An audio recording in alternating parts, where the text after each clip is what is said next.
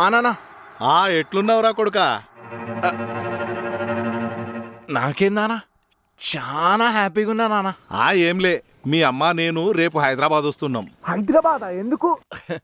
అదే దేనికి నానా?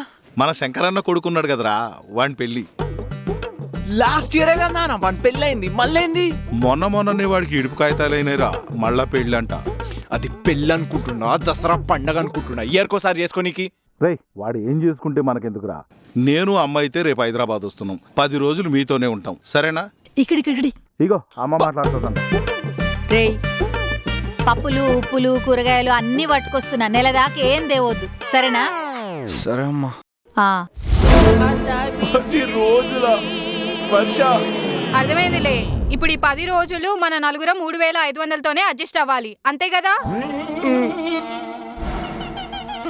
వర్ష, మన ఈఎంఐ ప్రాబ్లమ్స్ ఏవి అమ్మ నాన్నకు అస్సలు తెలియకూడదు, ఓకేనా? సరే.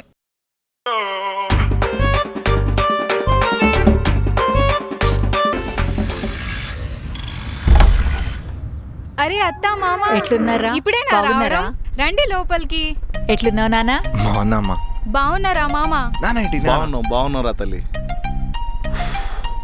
వానాకాలంలో కూడా ఎండలు దంచి కొడుతున్నాయిరా బయట. అవునా?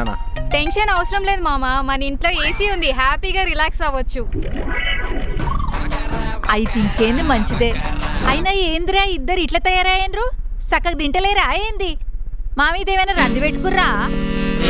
ఏవు కామా, నీది ఎప్పుడు అదే ముచ్చట ఉంటది. రండి లోపలికి, రండి నాన్న. నడూరి. ఏంది కోడలి పిల్ల, ఏంది స్పెషల్? క్యాబేజ్ వండుతున్నా అత్తమ్మ. అయ్యా, నువ్వు ఈ కాలం ఆడపిల్లవేనా? గా క్యాబేజీలు కాకరకాయలు పెట్టకు. మేము ఊర్లుంటే గదే గడ్డి తింటాం, ఈడికొస్తే కూడా గదే గడ్డి తినాలనా?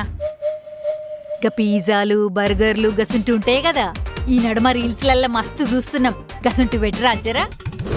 వామో, పిజ్జాలు బర్గర్లు అంటుంది. ఆర్డర్ చేస్తే 1000 రూపాయలు అయితే ఉన్నాయే 3500. దేవుడా, ఇప్పుడు ఏంది నా పరిస్థితి?